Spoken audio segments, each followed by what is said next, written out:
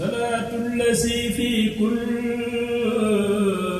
بزار وفي سفر أماني على ماهل مع الحبس والسفر Cheikh Ahmadou Bamba a dit: Sois indulgent envers les jeunes et ne lui épargne aucun conseil qui selon toi est de nature à la mettre dans la bonne voie. Serigne Touba nee na nga yërëm ku la féete ndaw te bul tay mukk si di ko yedd saa boo yaakaaree ni mën na ko indil ak njum te Cheikh Ahmadou Bamba a dit: Satan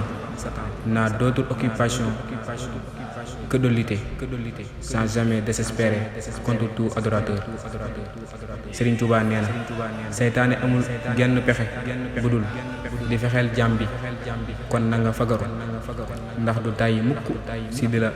tegal ay nëgg sërëx.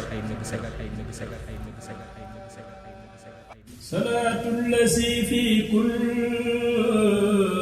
بزار وفي سفر